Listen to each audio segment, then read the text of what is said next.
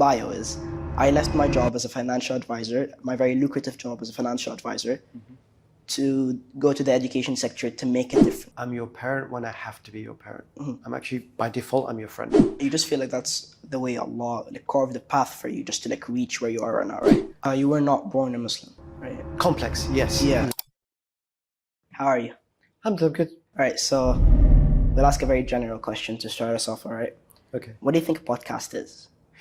Your idea of it? To be honest, I watch a lot of podcasts. I watch UFC Listen podcasts. or watch? I watch them. Oh, okay. I like watching them too. I watch them you on like an YouTube. emotion of what they're Yeah, talking about. I like the way that people just kind of freely interact. Exactly. It feels like there's no necessarily any kind of rigid direction to them. They're just very fluid, and people talk and they discuss, and I like them. I like them how natural. It's just very unfiltered. You can speak and say whatever you want to say.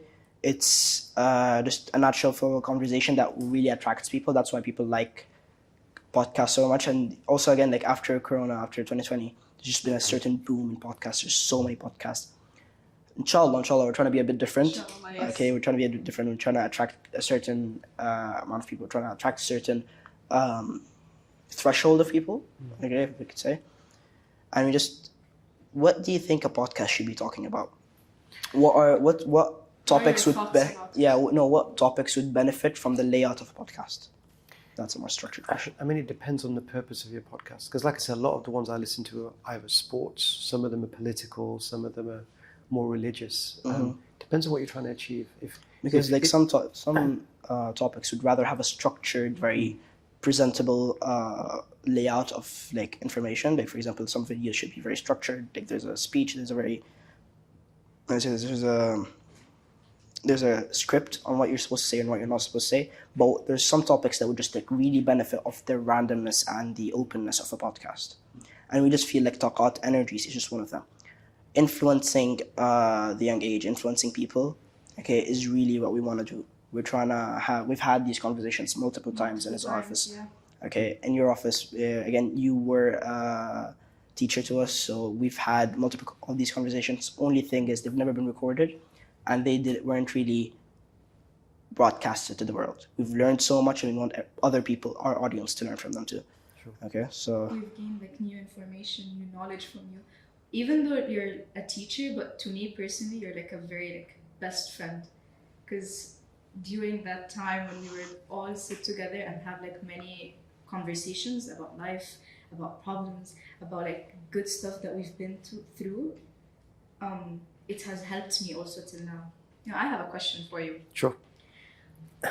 From every day during school, you would have a lot of energy.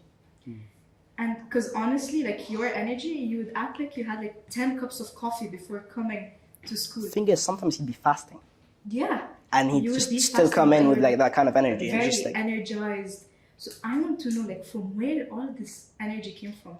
again, there's in physics energy, the law of conservation of energy. Yes. It's never broken, it's never created. So it's moved on. So who moved this on to you? That's kind of the question she's asking. It depends on how deep you want to go into this question. How deep you want to go? On a scale of 1 to 10, let's say 8.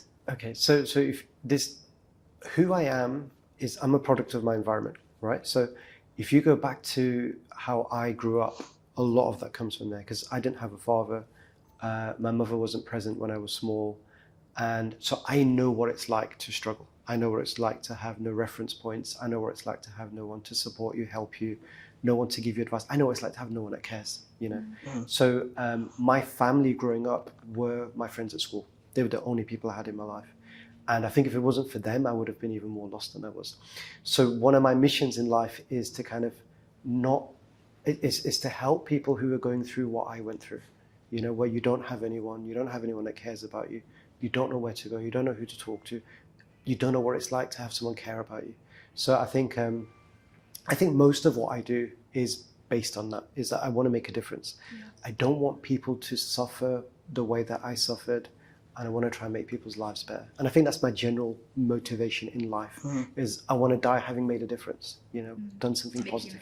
Surprise, surprise. So I usually research my guests. And I've done a bit of light research on him, right? So Mr.Alyas' LinkedIn profile, and his bio is, I left my job as a financial advisor, my very lucrative job as a financial advisor, to go to the education sector to make a difference? Explain that. So I did a degree in business information systems at university, and UK, right? yeah, Okay. in Manchester. And I did that because I just didn't know what to do. I thought, well, business must be good. IT must be good. Yeah. Like, I'll just do it. And I was totally lost. I didn't know what I was doing. I didn't know why I was doing it. But I was also working like 2 or 3 jobs at the same time. All right. It's a very common thing. Yeah, in England it's It's a very common thing. And one of my jobs was I used to work for a company called British Gas, which is the biggest gas company in the UK. And I used to just do data entry. I started off as a student data entry person. And then I moved up and I moved up and I moved up, even while I was a student. Yeah. And eventually I was offered a role as business analyst. So I was now managing 100, 200 people, a whole floor full of people. I was designing processes, I was delivering the training, all this kind of stuff. And I remember so then I finished university, I was working this job, stable, pays well. And I remember at the end of a year, I was told that we'd made 5 or 6 million a year for the company, with the work that we did. And I remember thinking, we've just made rich people richer. Like, how does this add anything to me or to my life or to what I want to achieve in life? It's interesting. It made me feel very empty, actually. So I thought, well, this is just not what I want. I don't want to do this for the rest of my life. I don't want to just make people rich. Like, It was sort of like a twist moment. yeah, It's a plot twist, right? that's exactly what it was. And I realized that the parts that I enjoyed were the parts where I got to work with other people and train them and support them, people that were struggling, people that were finding things difficult, maybe people that were going to lose their jobs. And my purpose started to come from there. So what I did was I resigned from the role that I had. And Wait, sorry to cut you off. So you basically just gained a sense of direction. exactly.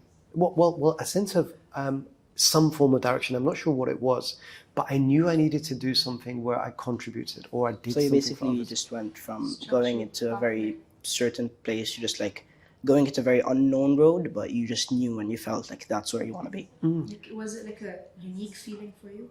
Like special? Yeah, it was I know I can't do this for the rest of my life. And I know I need to do something where I'm doing something positive. I might die tomorrow. I need to do something positive. And in the area that I was living, there were a lot of refugees coming from places like Somalia and places like this. I ended up just doing some voluntary teaching just for something to do. I thought, let me help. There's people here who can't access jobs. They don't speak English. So I just started going in. I started teaching. I got a feel for the teaching. And then I did some qualifications on the side. And then before I knew it, I was in the UAE teaching teachers how to teach. And that was the pivotal moment where everything changed. So moving to the UAE. Yeah. So we've talked about a lot. Okay, how you've done your own things, the way you've impacted people. Now let's just go a bit personal, if you don't mind. Sure. How have you impacted your children? What's your parenting style? Because again, it's to follow in someone like you're a talker, and we want to follow in your footsteps. So like, give us an example. What do you do with your children? Like, how is the relationship? So the interesting thing for me is because I've never had parental figures, I feel like I never had a childhood.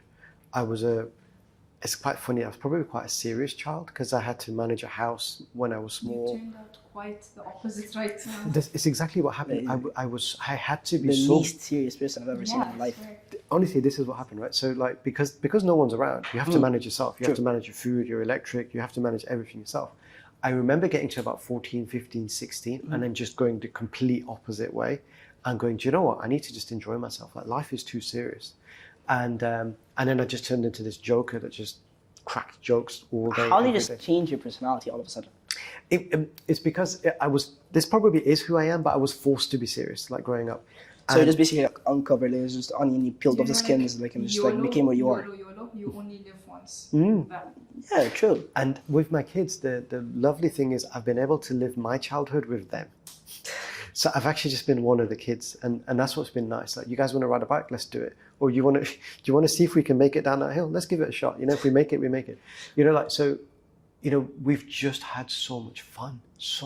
Like, okay, let's play hide and seek. Let's design a assault course in the house and see if we can make it. Let's throw things at each other. Let's try and blow something up. Whatever it might be.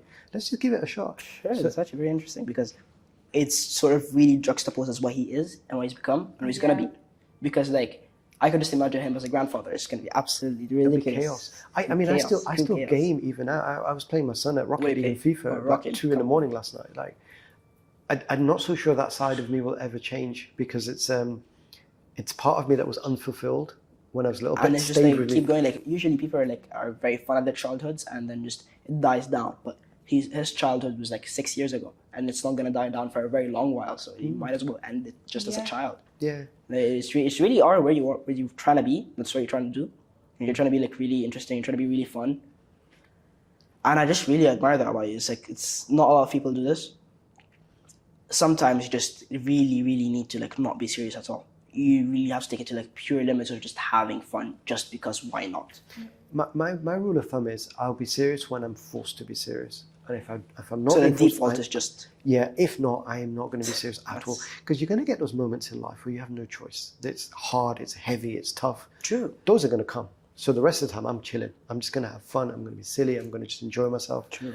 And I think this is why I've had so much fun with my kids, because people your age, you're naturally like that. You know, Yeah, you just have fun all the time. Yeah, exactly. You're just Some of us will continue to be like this, but some of us will eventually change. So might as well enjoy this period, right? Enjoy it right now. Yeah, because like because right now we're irresponsible, and that makes it fun for the parents, because once we turn like 20, 22, we're gonna be like again we're fun, we have fun and everything, but we're trying to look at our futures. We're trying to do this, so it kind of gets boring. But right now we're still children. It's sort of overwhelming because you don't know what you are. You don't know if you're a child. Sometimes you're given responsibilities. Sometimes you're being forced to do things. So it's just a very sort of up and down situation. But like it also is very fun because you're neither a child where like you have no responsibilities. You can do a bunch of really fun stuff, but you're not an adult, so you don't have the responsibilities. I really think everyone says it's a very tough age. I really think it's just fun.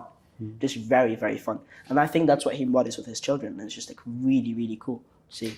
Do you know, because I still play football with my son. Like, he's 19. All right. And football. yeah, I play football Fun. regularly. And the amount of his friends or people that I've met over the years, and I just start talking to them, and they'll always talk about the fact that, oh, my dad takes no interest in me, or my dad doesn't do this with me, my dad's too old for this, my dad doesn't. And I feel like when we grow up, and this would be my advice to you, is as you grow up, don't forget what it's like to be this age. I feel like as people grow, they forget what it's like. Yeah, just to put yourself be in my you. boots, right? Yeah, they forget it. And that whole Peter Pan thing, they just forget what it's like and what you need and what you want. And then it ends up becoming this divide between the adults and the children, and they just don't connect.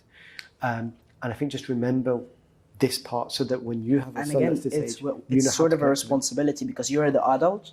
You've been there. He hasn't been you. I've not been in your shoes. You've been in my shoes. So it's sort of a responsibility to like, low it down, matter your mind, put yourself in his shoes, and remember what it's like to have fun. Go out to park just because. Why not? We really need to stop asking why not. It's really a problem. Like why not? That's sort of the question you should be asking. Like, let's go to the park. Why? Why not to go to the park? With my kids, like, I just made sure that they had a good Islamic grounding from the beginning. So I've taught them from when they were very young, and it's class. Just do what you need to do, because Just put the basics and just build just however it goes. yeah, you know your deen well enough. You know your boundaries. Have fun now. Whenever your kids were let me like enter towards children. Whenever your children, they do like they get a bad mark and they get a bad mark in school or whatever, or like you find them having trouble at home, and whenever you ask them about like some certain like why are you feeling that way? Why are you talking to What's me? the response like? What happened to you? Like what went wrong that you're responding to me that way? Like what is going on? You're not opening up to me, but I want you to open up to me. What do they do, and how do you like respond back? Because you've built a very strong connection from the beginning. with them, yeah. But problem is some connections with parents are just very ethereal. It's very fragile. To be honest with you, it's different for the different kids. With the boys, it's a lot easier. With my daughter, it's a little bit more complex, where she can be quite defensive, and it can be a mission to kind of communicate with her sometimes and find things out or get her to open up. But I think at the end of the day, we still have enough of a close bond to eventually get there. Sometimes It's really beautiful. sometimes you got to dig and dig and dig. It's like, come on, Yeah. man, just level with me. And then at the end of the day, she'll help you out. She'll see that you're trying. She'll like, you might as well give him a chance, right? Again, it's sons for fathers and daughters for mothers. Like at the end of the day, right? I mean, the other day, we were driving back from God knows where, I think Jumeirah the other night. All right. And I'm in the back of the car. I'm lying on my daughter's lap. I've got my head on her lap. She's got her arms around me, and I'm just sleeping on her lap. Like, they're my friends. This is the bond that I want with them. And when you have that, the conversation, the depth, it comes naturally because you're comfortable enough to be able to have those conversations. True. It's not 100%. I know there's definitely things that they won't tell me that they might tell each other or that they might tell their friends, but I'm okay with that. You know, that's So normal and it's natural. You feel fine whenever they don't tell you something, like they keep it only towards themselves, but at least Because like some their parents, sibling knows yeah, something. because sometimes when the parents are super close, they get sort of defensive, like, why aren't you telling me this? Why aren't you telling this? Yeah. Sometimes you just like gotta keep the speak ground, right? Yeah. It also does get some, like, from our perspective, it also gets sort of annoying. Like, amazing, we're really close friends, and you need that a lot of the times. But sometimes you just want to keep things to yourself. Yeah. Not like in-depth stuff, like not like really important, just small knickknacks, right? Just keep it to myself. In an ideal world, they would tell me everything. But I understand that they have their own needs for privacy. They might have done something that they shouldn't have done, and they need to tell each other, and they say, like, don't tell him. Even though if they know I will not do anything about it, sometimes they just might think, I'd rather he just doesn't know.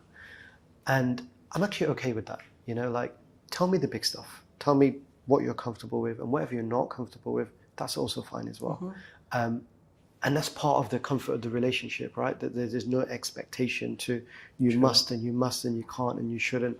It's I'm here just when you're ready, talk to me.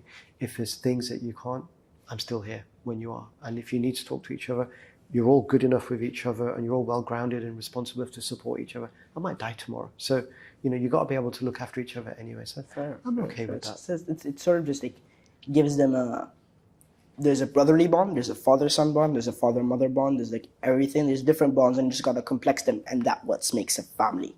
Okay, hold on. When you guys used to like go on like hide and seek and you would play games together, okay, who would win? I want to know that. Would you win, or would your sons, your daughters? They'd probably like team up to take him down and then like fight across each other. You know, it's interesting, like, because like playing things with them as they've been growing up. So when they were smaller, I would lose everything on purpose, just so that they would feel good. And they like we'd be playing hide and seek, and I'd be somewhere where I'm in plain sight, and they're like, "You're so rubbish at this game," like, and they would make fun of me, like, I'd be like, "Oh yeah, I'm so bad at this game." But then as they get older, you kind of step it up, you step it up, you step it, you step it. Becoming very serious at that game. I'm not. You know what it is? I'm not competitive by nature. I'm not bothered about winning. I'm more about participating and having fun. Polar opposites right now. Yeah. I'm so not I competitive. do everything to win. Everything. I'm the person, like, if I'm playing football last night and the ball's touched me and it's gone out, I will tell everyone it's not a corner. Like, it's not ours, it's yours, you know? I'm just not competitive. It's not That fun. one guy, like, why do you tell them?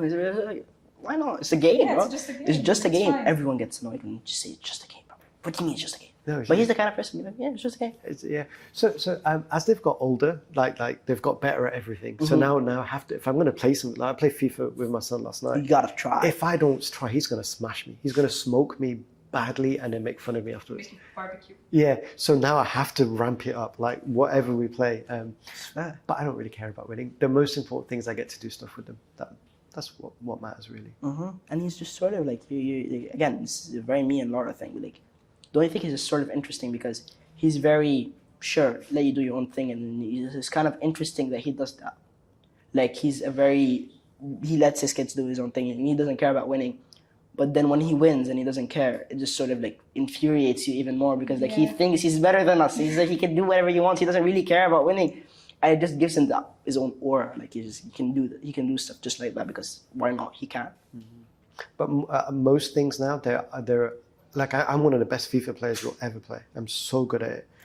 But the only person that can beat me is my son, because he's played with me for 10, 15 years, and he can beat me. And there are many things that they're better at than me now as well. So that's all good. Different skill sets, different minds, different things, right? But super interesting, yeah. Let's just go into a bit of a personal life thing. Okay. You were not born a Muslim, right? Complex, yes. Yeah. Yes, I know. So has any of this changed, like spouted from Islam? Has any of it just been like part of it has been believing? Like, elaborate. What was it? How did it change you? So the background is that my father's a Muslim, but he wasn't around when I was small. Okay. My mother was a convert, but wasn't a practicing Muslim. She was not very religious. Exactly. Yeah. And because I didn't grow up with anyone around me, we just grew up on the streets. So my culture was very street, very African, Afro-Caribbean kind of, hip hop culture. That's how I grew up. We didn't really have religion. I didn't know what religion was. but I always felt like a presence then. There were many instances when I was growing up where people went to prison, or my friends were stealing cars, or my friends were going to burn this apartment down for just because that's what they were going to do. And I always managed to avoid the really difficult situations, and I never ever got into trouble. You just feel like that's the way Allah like carved the path for you just to like reach where you are right now, right? I felt it at the time. I always felt that something was protecting me, and even though like everyone around me was doing things they shouldn't do, I just never quite, I was there but never got involved, and I always managed to step away at the right time just before things happened. And in my journey, really, if you want to go really deep, being someone that was quite neglected, I was probably, I was searching for connection growing up. And I always had this thing of, right, I'm going to meet one person, I'm going to marry them. It was very like, your connection with God was at the beginning very ethereal. It was just very, I could feel something.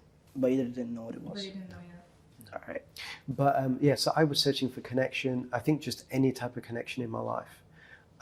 Got to university, started speaking to this girl.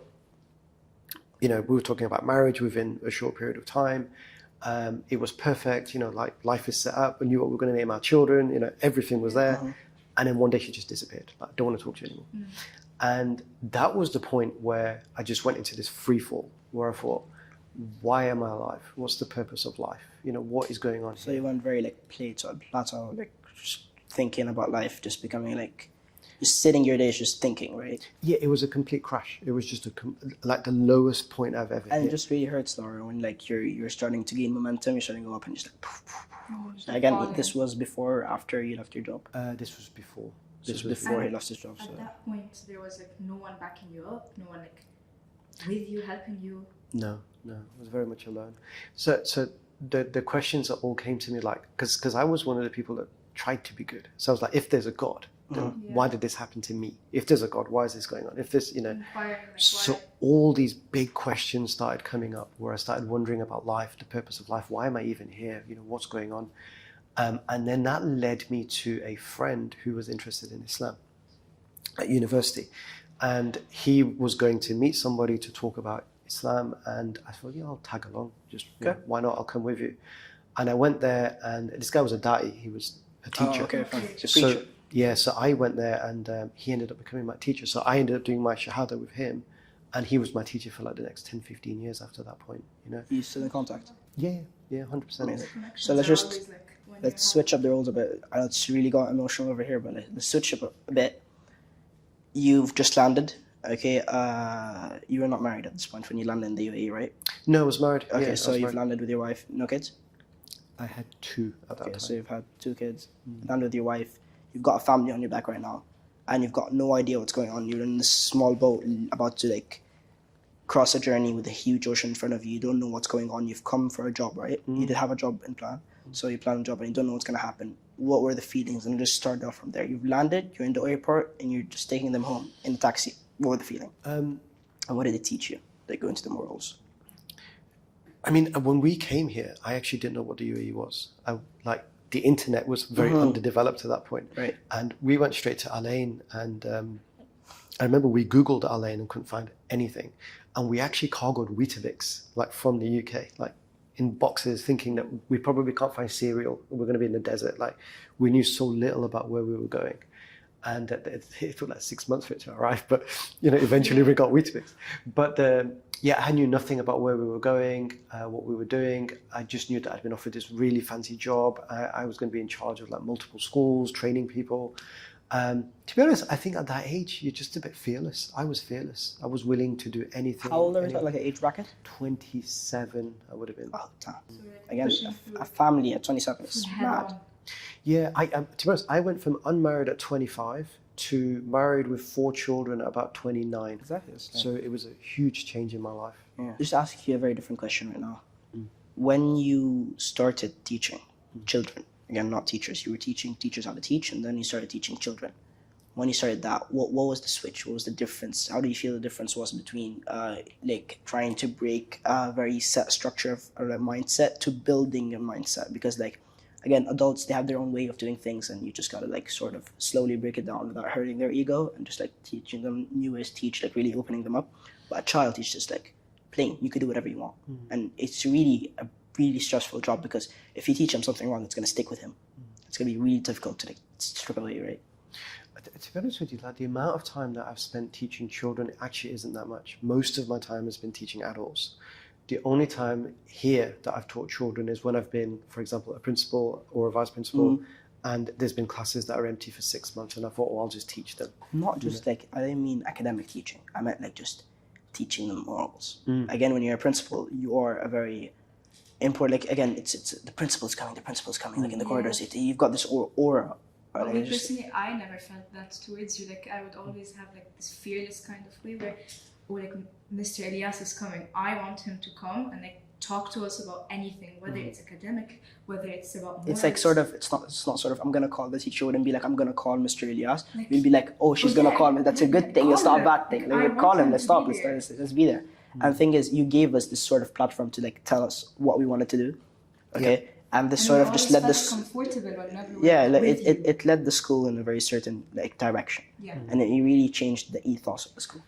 I think where that stems from is obviously because I've got children of a similar age. So my son is 19, my twins are 17. Oh, you have twins? Yeah, they're adopted twins. Yeah. So they're all of kind of your kind of age. And my kids are my best friends. So like, I don't really hang out with people very much. I actually hang out with my kids most of the time. And being around you guys was actually just very similar to being around my kids. And I know what my kids need. My kids don't need a parent. They don't need an authority figure. They need a friend. They need an That's authoritarian all figure. they need. They just need a friend. They need someone that they can talk to. They need someone they can be stupid with. Like even like the other night, we ended up throwing garlic sauce at each other, and it was in our hair, and you know, it was a 1 hour cleanup operation afterwards. But it's things that they're going to remember, you know. Like, so for me, I guess again, it stems from my childhood, not having a parent or having parents. I've not got a blueprint on how to be a parent, and I've just kind of thought, well, I'm just going to be the friend. As you go. Yeah, I'll just be your friend, and then we'll figure it out from there. And my leadership is very similar, in terms of, well, if I want you guys to do something, I can either impose things on you, I can punish you, or I can actually just try and connect with you. And you're far more likely to listen to me or work with me if we have a connection. He's the word I would use is authoritarian, not authoritative. Okay, is it opposite? It's authoritarian. It's authoritative instead of authoritarian. So someone who's authoritarian is he imposes things and doesn't explain why they're there. But like an authoritative person is someone who can be stern, but in just very certain aspect of, you know, like you're being punished and you know why you're being punished. But like in a cool way? Like... Not cool in the sense of like, no, it's more of like, okay, I did something wrong and I'm being punished. I know why I'm being punished, and I'm like okay with being punished. Like like even when I was in detention in his office, I was like, I know why I'm here. He explained it very thoroughly. It's like a lawyer explaining your rights. You know why you're here. You know what you've done. You know how long you're being here. It's just like, okay, you know what? I'll pass the time and learn something from this. Exactly. There's something I say to my kids. I say to them that I'm your parent when I have to be your parent. I'm actually, by default, I'm your friend. That's where we are. If I have to talk to you about something, or if I have to tell you off about something, I'll step into the parent role, but that's not my default. My default is we're just mates. We have to work together. We have to get through life together. It's not everyone's cup of tea, and not, you know, I know there are people who don't agree with that type of parenting, but for me it works. You know, at the end of the day, I'm well connected to my children, and you know, we do have a very close bond because of it. And to be honest, I felt it with you guys as well. There's a similar quote, I don't know who said it, but like, we shape our tools, then our tools shape us. So like, you sort of are a product of the environment that you live in. So like, if I grew up in a very loving family, if everything was fine, everything was good, I might become a very great person, and then I might just become spoiled and just like have everything and not really know how to do things, right? For him, it was just like less is more. Just he didn't have much, and then he just learned to want to give his kids more. And it's just, some of us here, especially here in the UAE, alhamdulillah, we have a lot. And we just need to retain that and just like sort of refine our parenting ways until we reach a certain point where this is perfect parenting. It's never going to be there. Again, we're never going to be perfect, but we just need to be able to like give them the support they need. Not too much, not too less, just be in the sweet spot that is. And it's hard. Being a parent is hard. It is. It's just... But the way I saw like all of you at school is, you're not students, you're human beings. You've got your own wants, you've got your own desires, you've got your own problems. If you've done something wrong, there's probably a reason behind it. Like, how are we adding to your lives? Like, for me as a school, if we just generate students who achieve grades and then leave, we've actually failed you. Like, We're supposed to shape you as a human being, shape your heart, shape your minds, try and affect you, try and support you. Like even at like the school that we were at, the amount of children that had problems at home was just ridiculous. There were many. So many. There's a lot, yeah. And if we don't care about them, then who's going to? Because a lot of these children don't have anywhere else to turn. Because usually as students, we always think like they're teachers, we can't really talk to them about anything. Or they might go inform our parents about this, they might do that, they might do this. Just give us a safe space to talk. Yeah, but we felt like we could talk with you more. We felt like there are some certain like teachers that we have like a better connection with, where we can inform them about whatever, whether it's like something about like guys or like problems at home or like whatever. Again, whatever the topic alhamdulillah, may be. alhamdulillah. Me and Laura, like we're really close friends. We haven't had these like that many problems, but like we were just talking off stage, there are a lot of people who we're still connected to. You really did make a difference, and that's the sole reason why you're in this podcast right now. It's taqat, it's energies. It's all You about affected our us. energies, You affected us, and we really want you to affect our Everyone entire else. audience. Do you know, in one of my previous schools, there was a boy, and he would have been grade 11-ish, I think, if I remember correctly. Back then, Yeah, back then. And I remember he just jumped over a wall. I think he swore at a teacher. He jumped over a wall and he ran out of the school. And we were voting for student council members, and he was nominated to be one of the student council. And so, we put the list together. He was on the student council, and then the teachers came to tell me about this boy. And they said he's disrespectful. He runs away from school. There's no way you can have him in the student council. You're setting a bad example. You're showing the children that if you're one of the bad kids, you can be given responsibility. And I remember thinking like, but there's more to him than this. All right, so he jumped a wall. Okay, so he swore, but he's a human being. There's so much more to him. It turned out like I started meeting with this boy quite regularly, and I distinctly remember one day I met with his father and his sister in my office, and his sister was crying her eyes out because it turned out his mother had passed away. The school had no idea that his mother had passed away. His sister cried for like half an hour in my room, and the father was an alcoholic, so he wasn't supporting him at all. So this boy was very lost. messed up family dynamic. All he had was us, and if we were just to turn around and just say, well, you've not behaved very well, You will stray we away don't like like you, Stray cats, you don't know what will happen to them later. Exactly. And who's caring about it? I remember at the end of the grade 12, I remember getting on the stage and he graduated, and I handed him his certificate and I just hugged him because I was just so proud of him. Like, he came so far. But this is why we can't abandon or turn our backs on children, because you just. So it's all part of the education system. It's all part of like really refining things. It's so much more than grades, isn't it? It's Yeah, dealing it with is. human It beings. is. Problem is, it's just kind of sad because you can't ignore the grades. Right now, we would love to, but we can't. Like, we're both doing our RGCSEs right now. You really can't, because the grades give you a footing to go to a good college, and a good college gives you a really good footing to meet really good people, to make connections, to do things. And it's just so sad that such amazing people are just not book smart. They're really smart. They could really make a huge difference in the job market, not right now. That's why there's so many dropouts of college who've just done such amazing things. Problem is, not everyone has the platform. Not everyone's a genius, but a lot of people are really good at what they do. But I failed my GCSEs. I failed my A-levels. I was about to be thrown out of university because I never attended. And then I converted to Islam. And then I started attending university, and I only have a degree because of that. I'm someone that's failed all the way through because I had no support systems. I've never read a book until I was like 21. I've never read a book until now. I don't like reading books. The only book I've ever touched in my hand was a school book. Yeah, well, see, and I'd never done homework. So I was one of those that probably was quite capable. And when I was in school, I would get A's in everything because it was just simple to me. But outside of school, I wouldn't be studying. I wouldn't be revising. I would be just playing football. There's so many children who are capable but just don't have the right support systems. And if you provide that to them, they can be just as capable as everyone else. I don't believe there are children that are just not smart.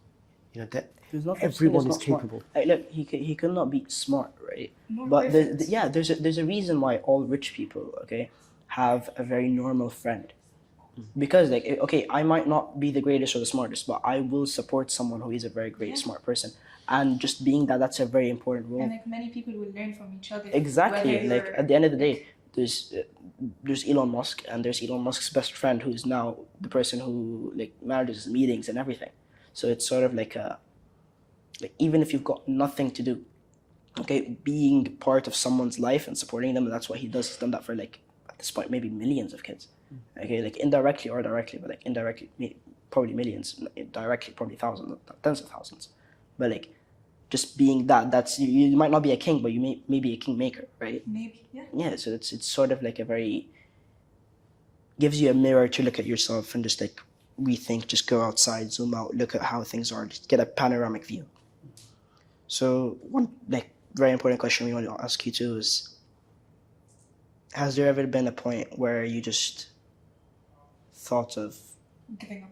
yeah, like that's exactly what I want to say, just giving up, not right now, not before Islam, after all that, like you're in the high, and you just want to quit while you're there. To be honest, giving up only pre-Islam. I think once you find Islam and you find Allah, there is no giving up. You know, like you always know, like even like during the really difficult times post-Islam, you know that the ease is going to come, and it's just a question of gritting through the really difficult periods. Like all the challenges, and then Yeah, you know it'll come, and you trust in Allah, and you trust in Allah's plan, and you know that there's a hikmah to this, there's a wisdom to what's going on. True.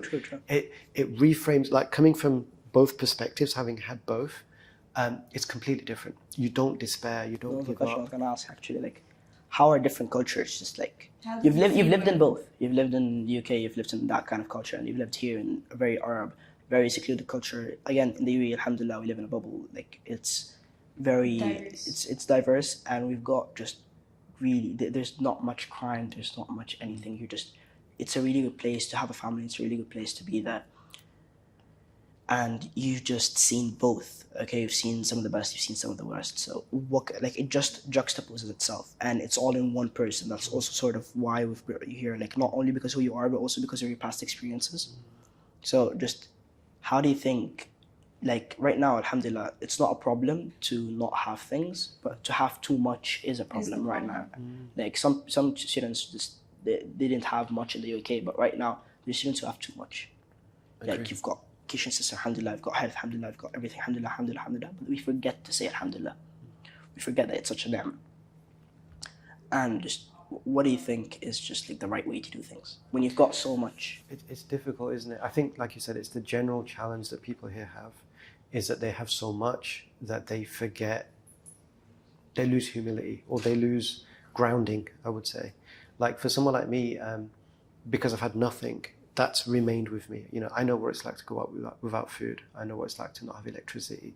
I know what it's like to just sleep, you know, with nothing. You know, I know it, and it's a part of me. And it doesn't leave me. You know, so I don't have a maid. I clean my own house. I scrub my own floors. I don't want to lose who I was. I might have X amount or whatever else now, but it's not actually changed me much as a person. The interesting thing is that giving that to my children is actually quite a challenge, because they've not lived what I've lived. So even though I can teach them, like, you all do chores and you'll all do this, we'll all It's do going to be this very manual. textbook teaching. It's not going to be like an experienced. Exactly. Right? So they get it and they do it, but they don't get it at the deepest level. True. They don't get it as they don't know what it's like. But to- like haven't been in their shoes. thing is like we might not make the same mistakes, but we will make different ones, and that's gonna refine us even more and more and more. Yeah. Like he's not gonna make the same mistake he's got with his kids, but his kids are gonna make different mistakes. Yeah. He might be overindulgent. He might be giving them too much. He might be giving them too less. Although he doesn't give them that much just as a fear of being spoiled. But like they needed it. It's gonna be a different thing. And once they grow up and have kids, it's gonna be sort of like the good stuff is gonna be more, and the bad stuff is gonna be less. gonna Until realize inshallah, it's it's just there's nothing bad. It's just perfect. And that's sort of a very euphoric world. It's like true utopia, but might never reach there. Yawm al-Qiyamah might be sooner than we think, but like at the end of the day, Allah, yeah. yeah, Allah Ya'lam, like it's just we're trying to just refine as much as possible, and that's sort of what we're trying to do. Again, this has never been done before. Like a student and a teacher, really, like us being the hosts, not the opposite way. It's never been done before, and that's something really you want to do. We really want to get into this. We're really trying It's like to. an eye opener, like to. Yeah, exactly. It's just that you've never seen this before, and that's what Taqat is all about. It's about just switching up the roles. You've never seen this before. You've never experienced this before, but you're learning about so much. Like the whole point of Taqat is that instead of driving to your workplace at like 5 a.m. in the morning doing nothing, and getting stressed about the traffic and lights and the beeps and everything. Instead, you're listening to a nice podcast, a lot of students talking. Again, the different dynamic is really what makes it. It's really just, truly just, like, how I say this? I feel like we found our element, me and Laura. We just know that this is different. This is something that could affect people. And it's not normal. Like, again, when something is not normal, it attracts people, and let alone it's not something bad that attracts people, but it attracts people and it's still good. It still has a message. So it's not some like very flashy, catchy name with like empty inside. There's a lot of meaning. Let me put something from my RGCSE subject, travel and tourism. Yeah. Go ahead. Here he's saying we want to attract people towards like our show. And Okay. You take travel and tourism? Yeah, I do take travel tourism. Oh yeah, I've seen you in class before. Right. Go ahead. Travel tourism has like a bit of business. Now, in my opinion, when he was talking about like how we're going to like structure the broadcast, my bad. Okay. We're going to structure the broadcast so that like people feel attracted to it. We're not doing it for us. We're like doing it for like whoever is watching. Yeah, for true. The audience. Again, like we've had this conversation. Like, we're in regular contact with Mr.Alyas. Yeah. We can talk to him whenever we want. It's just we're doing the same exact thing. We're sitting. There's like, it's not a whole studio behind the place. It's just like us talking, having fun, listening, experiencing things. Going through life together. Yeah. At this point, it's basically like it. everyone needs to like have a variety of connections, a variety of relationships. We're just trying to bring it to other people. Now, to close it off, we just wanted to ask if you wanted to summarize, not this episode, if you wanted to summarize your experiences into something that you wake up and you just say to yourself in the mirror and you're just like, okay, you gotta do this. This is the point where I want to do. There's different goals in every day, right? But there's just a quote that you want to keep on keeping, right? And it doesn't have to be long. Keep it short. Keep it sweet. Just to the point. What would it be? Take your time. Let's change our feelings, please. I feel like this episode is being very sad, too emotional. It's not bad. It's not. Too much. It has its feelings. own. It has its own footprint. I mean, that is true. It is different. It has give its us own something footprint. Pop it up. Pop. So in terms of like, if I was to summarize my life in a quote, or my daily motivation might be slightly sad, but my daily motivation is I'm going to be held to account. And I need to do as much good as possible before that happens. And that's my driving force. So you just want to leave behind a very nice big footprint. What was the point? For me, what is the point of going through the things that I've gone through if I'm not going to try and do something useful with them? Otherwise, it's just a whiny story. You know, it's just, I had it really hard, blah, blah, blah. You know, what's the point? I feel this kind of really strong urge to do something. What's my sadaqah jariyah? What's my waqf? What am I leaving behind when I die? True. I have to leave something positive behind before I go. And that's what I work towards every single day. You know, I don't want to meet Allah with a scroll full of bad deeds, you know. You want to leave a footprint. You want to leave a legacy. Legacy is a nice word. Yeah, you want to leave a legacy. That's what we're trying to. Which is why I think you guys, my own children, it's why I think you guys are a big focus for me, because you are a legacy. You are people that we can impact.